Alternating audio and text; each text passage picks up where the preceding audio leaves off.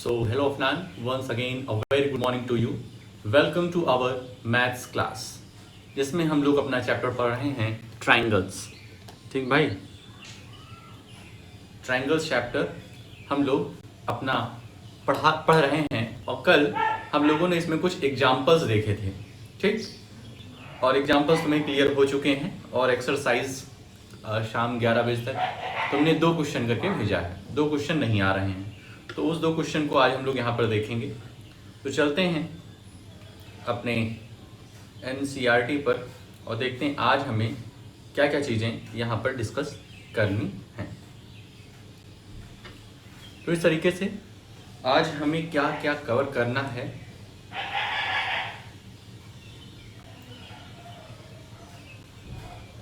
तो आज हम लोग कवर करने हैं what we have to read today में remaining examples.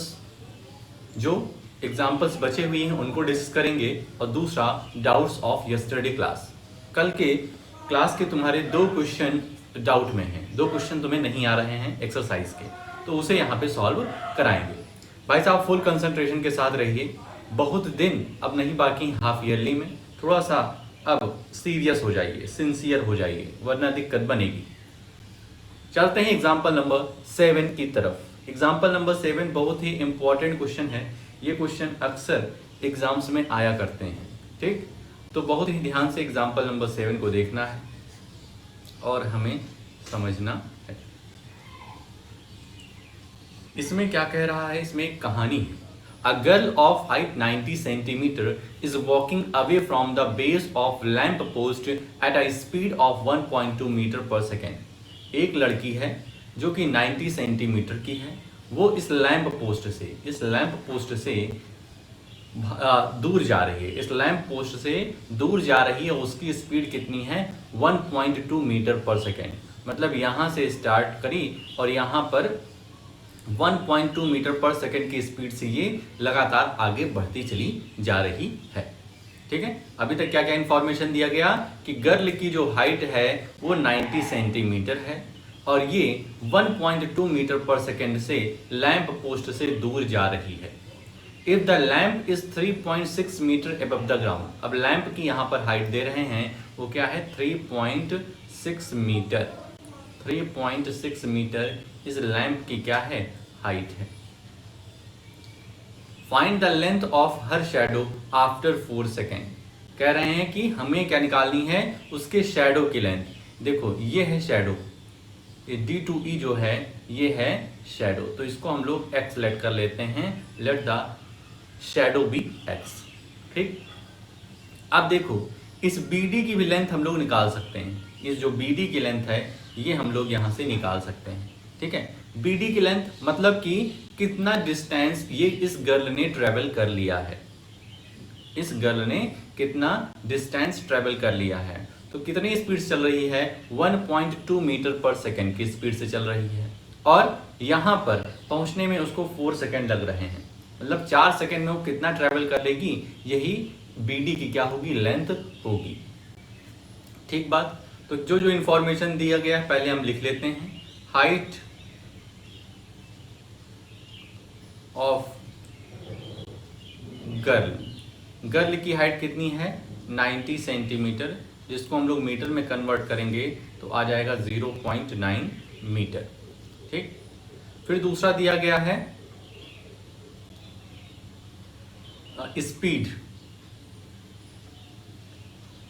Speed of girl is equal to 1.2 metre per second. ठीक, उसके बाद height of lamp post, height of lamp post is equal to 3.6 metre. ठीक है, और क्या दिया गया है, और कुछ भी नहीं दिया गया है। अब BD की लेंथ निकालनी पड़ेगी, मतलब लेंथ कवर्ड बाई लेंथ क्या डिस्टेंस कवर्ड,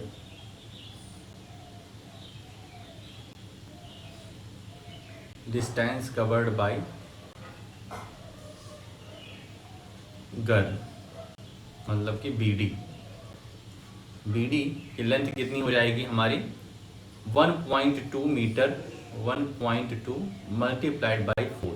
भाई 1 सेकेंड में 1.2 चल रही है तो 4 सेकेंड में वहां पहुंच रही है, तो ये आ जाएगा हमारा 4.8 मीटर। इतनी बात क्लियर है? इतनी चीजें हमें दे दी गई हैं। 4.8 metre.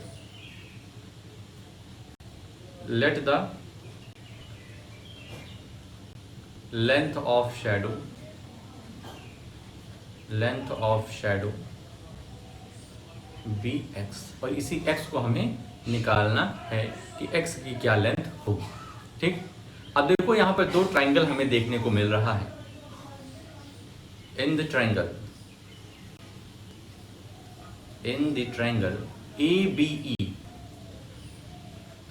ABE and triangle CDE, दो ट्राइंगल देख रहे हो। एक तुमको ABE, ये बड़ा वाला ट्राइंगल देखने को मिल रहा होगा, ये जो है ABE, और दूसरा ट्राइंगल ये वाला है CDE। ठीक है, ABE और CDE दो ट्राइंगल देखने को तुमको मिल रहे हैं। अब देखो इन दो ट्राइंगल में ये वाला एंगल B और एंगल D इक्वल है, 90 डिग्री ईच है, क्योंकि ये भी परपेंडिकुलर है हमारे BE पर और ये लड़की भी परपेंडिकुलर ही खड़ी होगी BE पर। तो हम लिख सकते हैं angle B is equal to angle D each 90 degree, each 90 degree. Angle B और एंगल D 90 डिग्री का है, और जो एंगल E है वो कॉमन है। Angle E is equal to angle E common. ठीक है, तो by angle similarity criteria, triangle ABE is similar to triangle CDE। ABE और CDE, जो हमारा ABE बड़ा वाला ट्राइंगल और CDE, ये दोनों क्या हो गया, सिमिलर हो गया। अब जब सिमिलर हो जाएगा तो हम ये लिख सकते हैं by CPST corresponding part of similar triangle. इससे क्या लिख सकते हैं, अब हम साइड्स को, हम लोग साइड्स का रेशियो बराबर कर सकते हैं। भाई यदि हमारा ट्राइंगल सिमिलर हो गया तो साइड्स का रेशियो भी बराबर होगा। तो इसमें हम क्या लिखेंगे, AB upon CD, AB upon CD is equal to, AB upon CD is equal to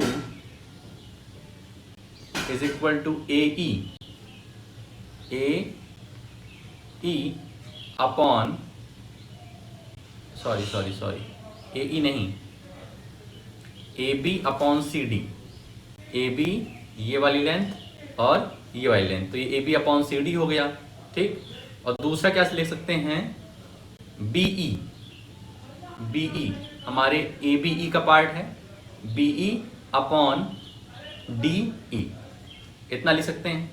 इसमें कोई दिक्कत, देखो ये दोनों सिमिलर हमने दिखा दिया है। ठीक है, ये दोनों सिमिलर जब दिखाया तो ABE और CDE सिमिलर हो चुका है, तो AB अपॉन CD लिख सकते हैं। ये first second part AB upon CD, और उसके बाद दूसरा हम लिख सकते हैं सेकेंड और third BE upon DE। Sides का रेशियो सिमिलर होगा। ठीक है, अब AB क्या हो गया 3.6, AB क्या हो गया 3.6 अपॉन CD मतलब गर्ल की लेंथ, गर्ल की हाइट कितनी है 0.9, CD मतलब गर्ल की हाइट 0.9, और BE मतलब 4.8 प्लस x, 4.8 प्लस x, और DE का क्या लेंथ दिया गया है, x दिया गया है। ठीक, तो अब इसको सॉल्व कर लेते हैं। इसको सॉल्व करते हैं तो 3.6 अपॉन 0.9, इसको सॉल्व करेंगे तो ये हमारा आएगा 4, कितना आएगा 4 आ जाएगा, is equal to is equal to 4.8 plus x upon x. ठीक है, इतने को सॉल्व करेंगे 3.6 अपॉन 0.9 तो 4 अपॉन 1 ही तो आएगा। ये पॉइंट पॉइंट कैंसिल हो जाएगा, हट जाएगा, क्योंकि दोनों ही सिंगल डिजिट पे लगा हुआ है। ठीक, तो 9 4 36, 4.8 प्लस एक्स अपॉन एक्स, इसको हम लोग क्रॉस मल्टीप्लीकेशन कराएंगे तो ये हो जाएगा 4x is equal to 4.8 plus x. Clear. अब x को इधर क्या करो, ट्रांसपोज कर दो, तो ये हो जाएगा 3x is equal to 4.8। 3x is equal to 4.8 और x की वैल्यू हमारी क्या हो जाएगी 4.8 अपॉन 3, इसको सॉल्व करेंगे तो 1.6। x is equal to 1.6 metre हो जाएगी हमारी शैडो की लेंथ। ठीक है, तो यही हमें निकालना था कि find the length of her shadow after 4 second. तो लास्ट में तुम लिख दोगे therefore the length of the shadow will be of 1.6 metre. ठीक, यहाँ पे जगह नहीं है, लेकिन लास्ट में स्टेटमेंट जरूर लिख दोगे। ठीक है, तो ये क्लियर हुआ कि नहीं हुआ। हाइट ऑफ गर्ल दिया हुआ है, स्पीड ऑफ गर्ल दिया गया है, और ये कह रहा है कि 4 सेकंड बाद, 4 सेकंड जब गर्ल चलेगी बिना रुके हुए तो उसकी शैडो कितनी फॉर्म होगी। तो पहले तो हम लोगों ने डिस्टेंस निकाल लिया, फिर दो ट्रायंगल को सिमिलर किया, और सिमिलर करने के बाद साइड्स का जो रेशियो है उसको भी सिमिलर दिखा दिया। तो इस तरीके से ये क्वेश्चन हो गया। आई होप क्लियर होगा। अब आते हैं एग्जाम्पल नंबर 8 पे अपने। एग्जाम्पल नंबर 8 क्या कह रहा है।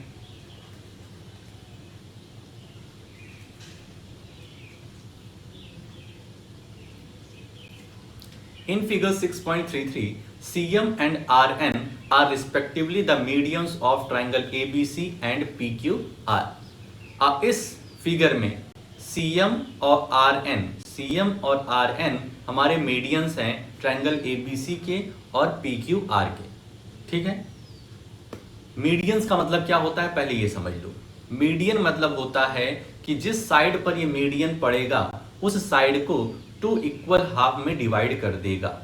ये जो CM जा रही है और AB पर पड़ रही है, इसका मतलब AM is equal to BM हो गया है। AM is equal to BM हो गया है।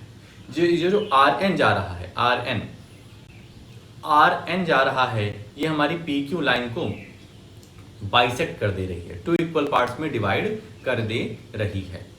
ठीक, तो एक तो ये इंफॉर्मेशन दिया गया है। उसके बाद कह रहा है if triangle ABC similar to triangle PQR, ABC और PQR सिमिलर भी हैं, ABC और PQR क्या हैं, सिमिलर भी हैं, तब हमें क्या प्रूफ करना है, पहला AMC सिमिलर टू PNR और दूसरा CM upon RN equal to AB upon PQ और तीसरा CMB और RNQ जो ट्रायंगल हैं वो सिमिलर है।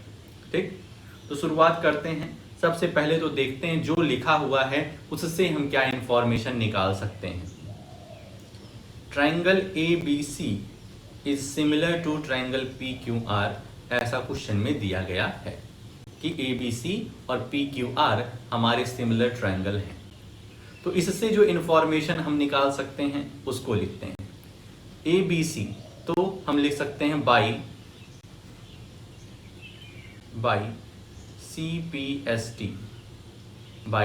CPST angle A is equal to angle P, angle B is equal to angle Q और angle C is equal to angle R। इतने को इक्वेशन 1 कह सकते हैं।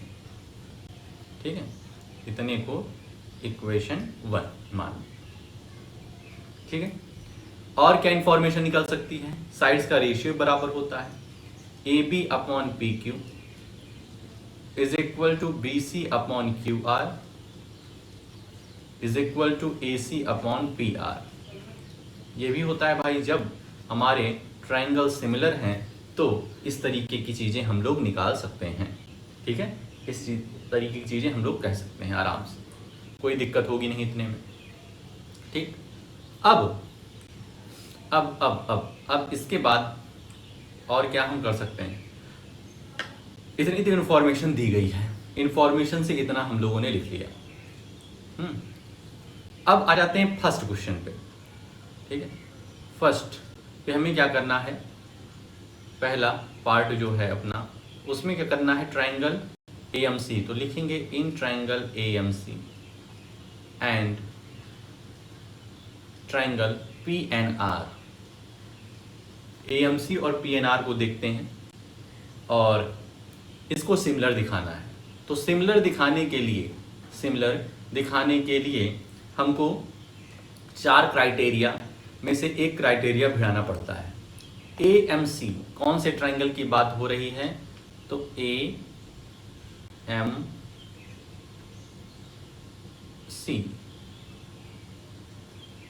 AMC इस ट्रायंगल की बात, और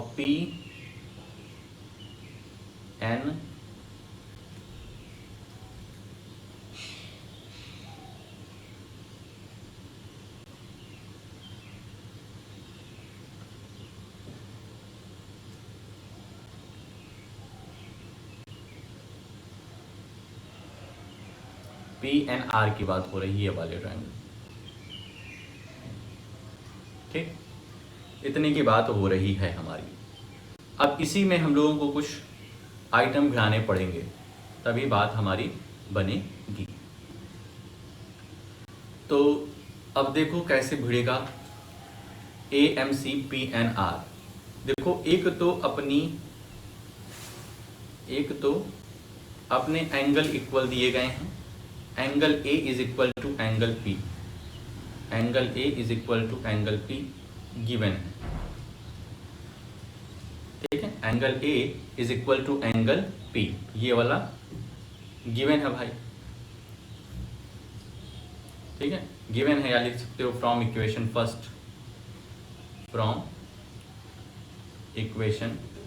फर्स्ट। यहां से हम लोगों ने निकाला कि एंगल A जो है वो एंगल P के इक्वल है। ध्यान रखना एंगल C और एंगल R इक्वल नहीं है, यहां पर ये हाफ ऑफ एंगल C है।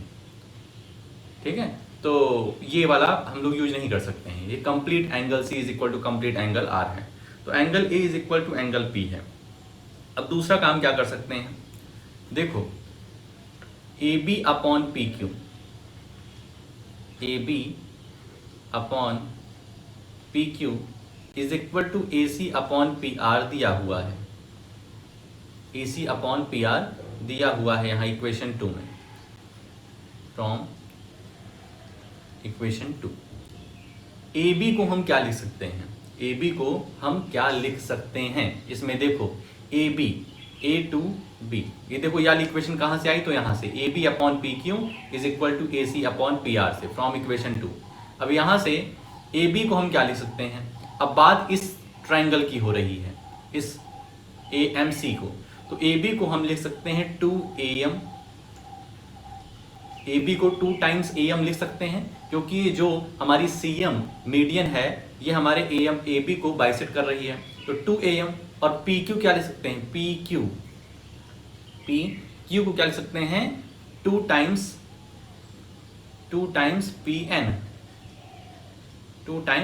PN is equal to AC upon PR।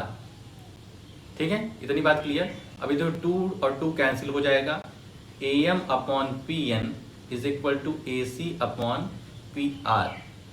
ठीक है, AM upon PN is equal to AC upon PR, मतलब कि ये साइड इस साइड का रेशियो बराबर हो गया, ये एंगल इक्वल है और ये साइड इस साइड का रेशियो बराबर है, तो हम क्या लिख सकते हैं, बाई साइड एंगल साइड की हेल्प से हमारा ट्रायंगल AMC सिमिलर हो गया है ट्रायंगल PNR के, इतनी चीज क्लियर हो गई। ट्रायंगल AMC और PNR को किस तरीके से हमने क्या दिखाया है, हमने दिखाया है सिमिलर। ठीक, अब सिमिलर होने के बाद बात उठती है सेकंड क्वेश्चन की। तो सेकंड क्वेश्चन पे आते हैं। सेकंड क्वेश्चन हमारा क्या कह रहा है, CM upon RN is equal to A B upon P Q. सबसे पहली बात, जो ट्राइंगल को हमने सिमिलर दिखाया उसको थोड़ा सा हम लोग बोल्ड लेटर कर दे रहे हैं, बोल्ड लेटर्स।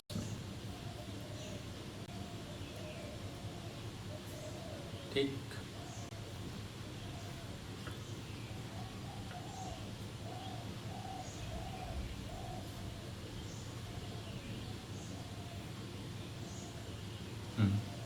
तो ये सब सिमिलर हो गया है ट्राइंगल ए एम सी। तो by C P S T कह सकते हैं, by C P S T, by C P S T हम ये लिख सकते हैं A M upon P N is equal to M C upon N are,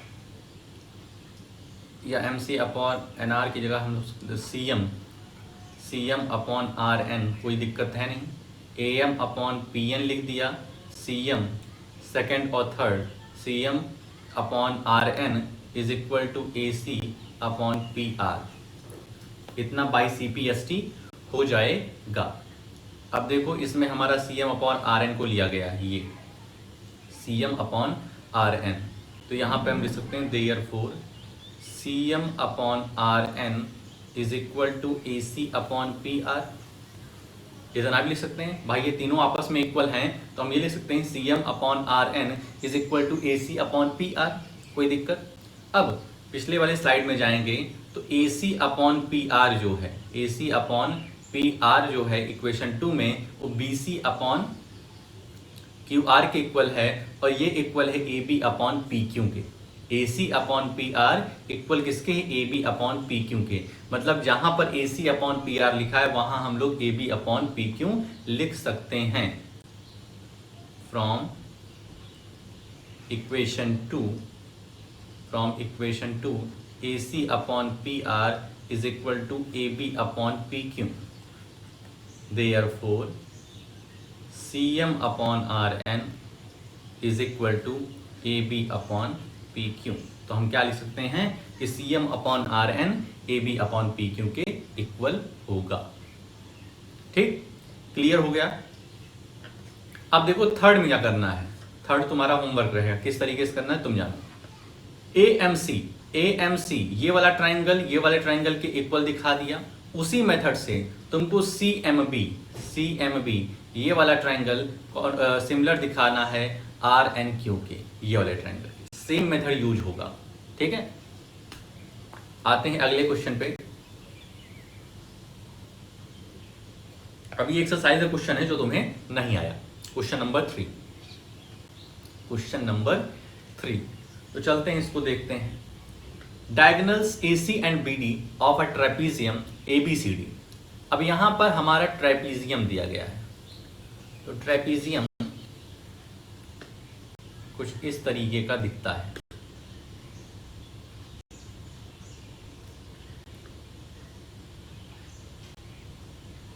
ना भाई, कुछ इस तरीके का हमारा ट्रेपीजियम दिखता है ABCD, और इनके डायगोनल्स होते हैं, इनके क्या होते हैं, डायगोनल्स।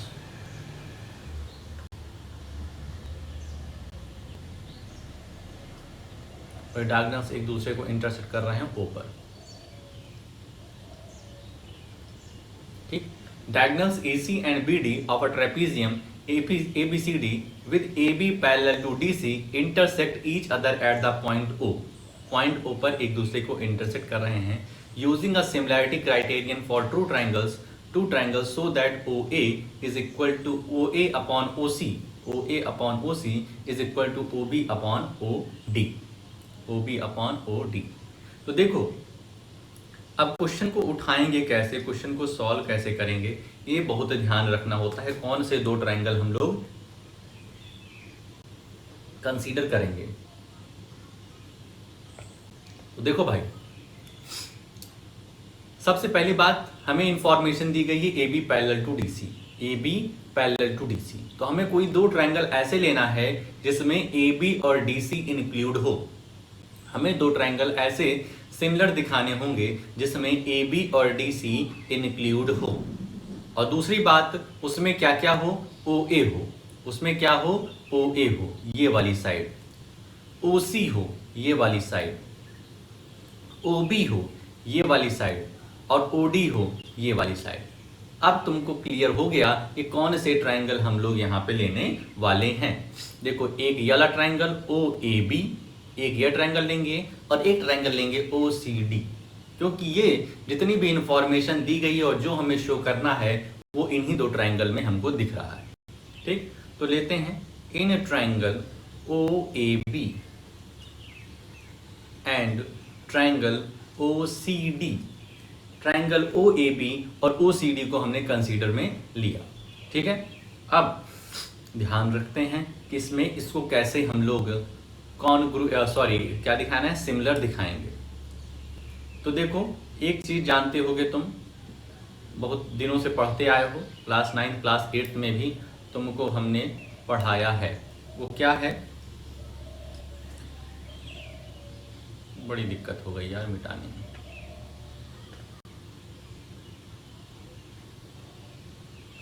वो ये है कि जब दो पैरेलल लाइंस पर एक ट्रांसवर्सल कट करता है तो अल्टरनेट इंटीरियर एंगल आपस में इक्वल होते हैं। मतलब कि ये वाला जो एंगल है वो इसके इक्वल होगा और ये वाले जो एंगल हैं वो इसके इक्वल होंगे। और तीसरा बचा ये वर्टिकली अपोजिट एंगल। ठीक, तो यहाँ पर हम लिखते हैं triangle O A B, triangle O A B, angle O A B is equal to angle O C D. Bracket में क्या लिख देंगे, ए आई। ठीक है, बोर्ड एग्जाम में पूरा लिखना भाई। ए आई मतलब आर्टिफिशियल इंटेलिजेंस नहीं, अल्टरनेट इंटीरियर एंगल। इसी तरीके से ओ ए बी हो गया, दूसरा हो जाएगा A B O, A B O is equal to angle C D O, ये भी क्या हो जाएगा, अल्टरनेट इंटीरियर एंगल। और तीसरा हमारा एंगल ए ओ बी या फिर बी ओ ए लिखते हैं, B O A is equal to angle D O C. Alternate interior angle नहीं, ये है vertically opposite angle, B O A, vertically opposite angle. तो हम यहाँ देख रहे हैं by angle similarity criteria, by angle similarity criteria, triangle O A B is similar to triangle O C D. ये दोनों सिमिलर हो गए। अब ये जैसे ही सिमिलर हुए, हमारे जो साइड्स का रेशियो होगा वो सिमिलर हो जाएगा। सभी एंगल्स तो ऑलरेडी इक्वल हैं, तो हम यहाँ लिख सकते हैं by C P S T O A upon O C is equal to O B upon O D. और यही तो हमें प्रूव करना था। ठीक है, यही तो हमें प्रूव करना था। O A upon O C is equal to O B upon O D. तीसरी साइड का भी रेशियो लिख सकते हैं, लेकिन वो पूछा नहीं है, तो क्या मतलब लिखने से।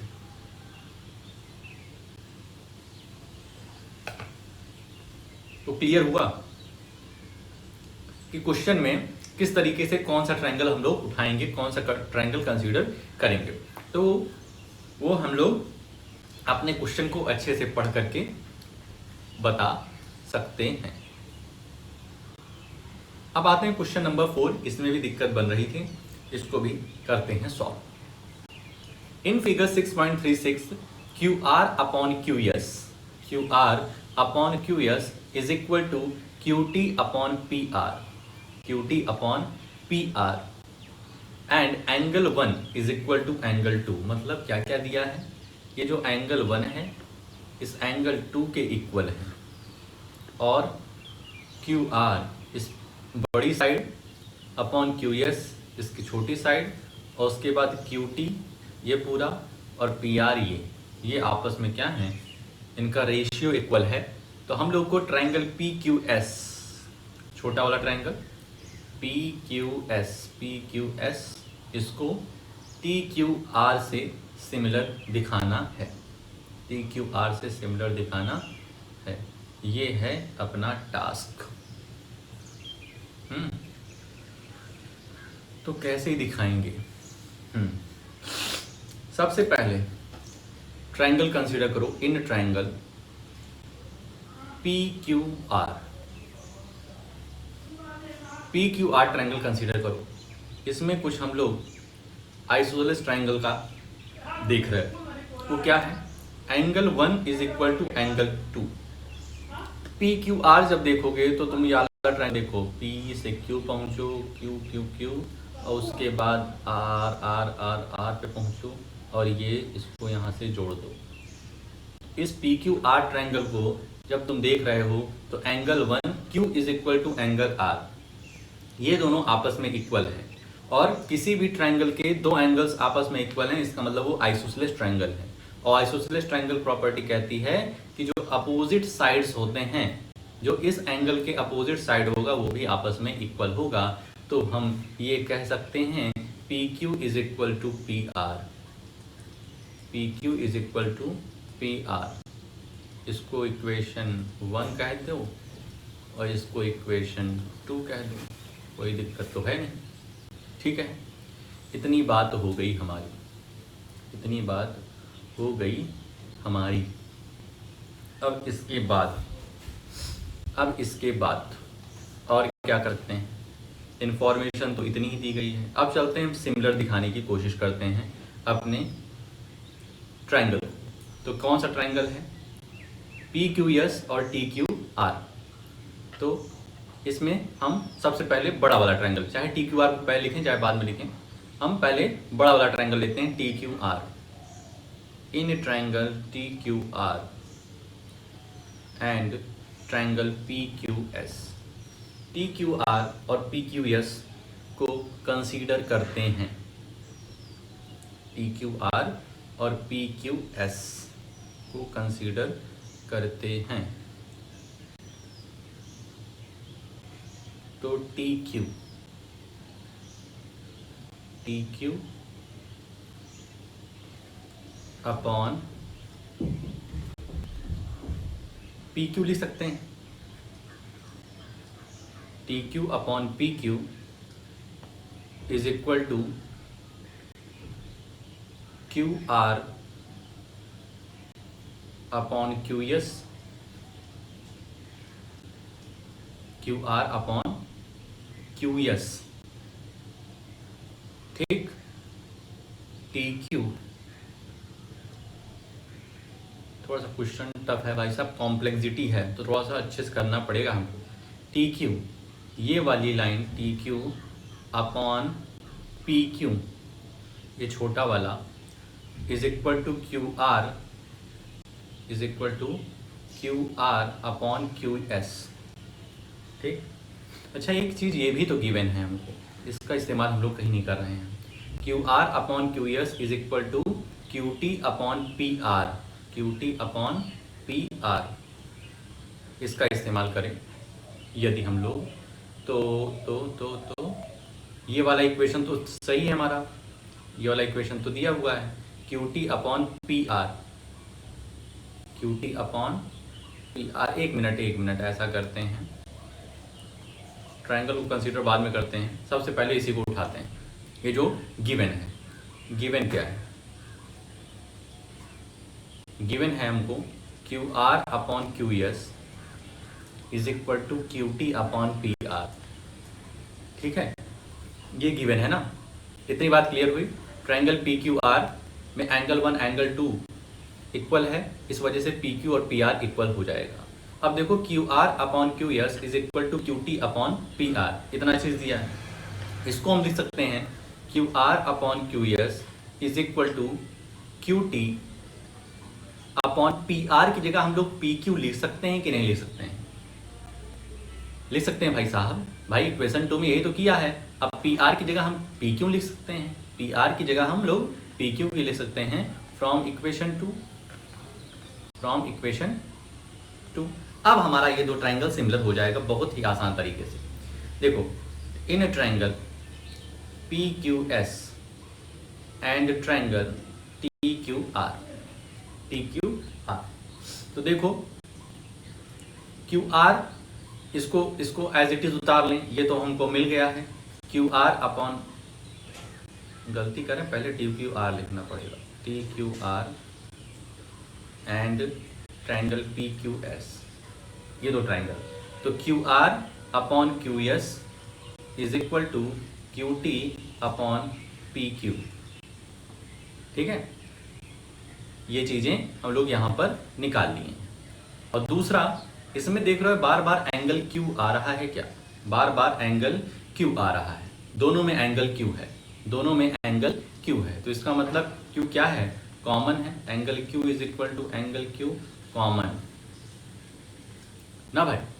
अब देख रहे हो कि साइड्स का रेशियो सेम हो गया है, साइड्स का ratio Q R upon Q S, Q R upon Q S का रेशियो सेम है, और Q T upon P Q, Q T upon P Q इसका भी रेशियो क्या है, सेम है। तो और इनके बीच का जो एंगल है, जो इंक्लूडेड एंगल है, वो भी आपस में इक्वल है, कॉमन है। क्योंकि अब इस वजह से हम लिख सकते हैं यहां पर फ्रॉम या by side angle side similarity criteria, by side angle side similarity criteria triangle T Q R is similar to triangle P Q S, यही हमें निकालना था। तो देखो क्वेश्चन में जो दिया था उसको यदि ध्यान से देखोगे तो क्वेश्चन हो जाएगा। क्वेश्चन में हमें Q R upon Q S is equal to Q T upon P R दिया था, जिसको हम ध्यान नहीं दे रहे थे, इस वजह से गलत डायरेक्शन में जा रहे थे। तो उसको जैसे उतारा, हमने इंटरचेंज किया, जो angle 1 is equal to angle 2 दिया था, उससे जो हम लोगों ने रिजल्ट निकाला था, उससे जैसे ही इंटरचेंज किया हमारा आंसर बन गया। ठीक है, तो एक बार फिर समझ लेना वीडियो को दोबारा देख करके अगला क्वेश्चन। तो ये 4 क्वेश्चन हम लोगों ने यहाँ पर डिस्कस करे। आई होप सो सब कुछ क्लियर होगा। अब देखो तुम्हारे पास काम क्या रहेगा, ये 2 एग्जाम्पल्स और ये 2 क्वेश्चंस अपने कॉपी में अच्छे तरीके से लिख लेना, और प्लस आगे के 2 क्वेश्चन, एक्सरसाइज के 2 क्वेश्चन कम से कम ट्राई करो खुद से। नहीं आता है तो फिर हम हैं, लेकिन जब तक ट्राई नहीं करोगे, जब तक बैठोगे नहीं पढ़ने, तब तक बात नहीं बनेगी। ठीक है, तो आज के लिए अपने इस वीडियो में हम लोग इतना ही रखते हैं, मिलते हैं नेक्स्ट वीडियो में।